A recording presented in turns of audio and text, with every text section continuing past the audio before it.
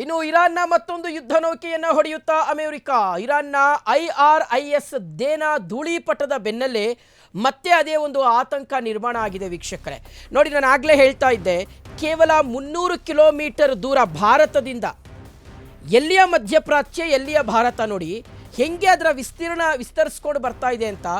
ಕೇವಲ ಶ್ರೀಲಂಕಾಕ್ಕೆ ತುಂಬ ಹತ್ತಿರ, ಭಾರತದ ಕೇವಲ 300 ಕಿಲೋಮೀಟರ್ ದೂರದಲ್ಲಿ ಅಮೆರಿಕ ಇರಾನ್ನ ಯುದ್ಧ ನೌಕೆಯನ್ನು ಒಡೆದುಹಾಕ್ತು. ನಿನ್ನೆ ಸುಮಾರು 87 ಜನ ನಾವಿಕರು ಮೃತಪಟ್ಟಿದ್ದಾರೆ. ಅದರಲ್ಲಿದ್ದಂಥ 87 ಜನ ಸುಮಾರು 27ರಿಂದ 28 ಜನರನ್ನು ಶ್ರೀಲಂಕಾ ಸೇನೆ ಅವರನ್ನು ರಕ್ಷಣೆ ಮಾಡಿದ್ದಾರೆ. ನಿನ್ನೆ ಆದಂಥ ಘಟನೆ. IRIS ದೇನಾ ಅಂತ ಅದರ ಹೆಸರು, ಆ ಯುದ್ಧ ನೌಕೆಯ ಹೆಸರು. ಸಬ್ಮೆರಿನನ್ನು ಬಳಸಿ ಹೊಡೆದು ಹಾಕಿದ್ದಾರೆ. ಶ್ರೀಲಂಕಾ ಕಡೆಗೆ ಹೊರಟಿರುವಂಥ ಇರಾನ್ನ ಮತ್ತೊಂದು ಯುದ್ಧ ನೌಕೆ ಇದೆ. ಈ ಎರಡೂ ಯುದ್ಧ ನೌಕೆಗಳು ಭಾರತದ ಜೊತೆಗೆ ಸಮರಾಭ್ಯಾಸಕ್ಕೆ ನಿಂತಿದ್ದಂಥ ಯುದ್ಧ ನೌಕೆಗಳು. ನಮ್ಮ ಸೈನಿಕರು, ನಮ್ಮ ನೌಕೆ, ಭಾರತದ ನೌಕೆ ಮತ್ತು ಇರಾನ್ನ ನೌಕೆಗಳು ಕಳೆದ ವಾರವಷ್ಟೇ ಸಮರಾಭ್ಯಾಸವನ್ನು ಮಾಡಿ, ಜಂಟಿಯಾಗಿ ಸಮರಾಭ್ಯಾಸವನ್ನು ಮಾಡಿ ಅವು ತನ್ನ ದೇಶಕ್ಕೆ ವಾಪಸ್ ಆಗ್ತಾ ಇದ್ವು.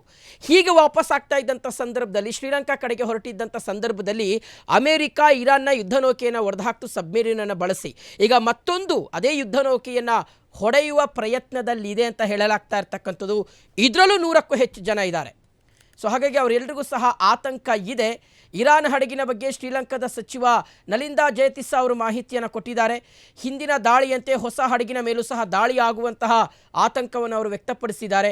ಮಗದೊಂದು ಕಡೆ ಯುದ್ಧ ನೌಕೆಯನ್ನು ಸುರಕ್ಷಿತವಾಗಿ ಶ್ರೀಲಂಕಾಕ್ಕೆ ತಲುಪಿಸುವಂತೆ ಇರಾನ್ ಮನವಿಯನ್ನು ಮಾಡ್ಕೊಂಡಿದೆ.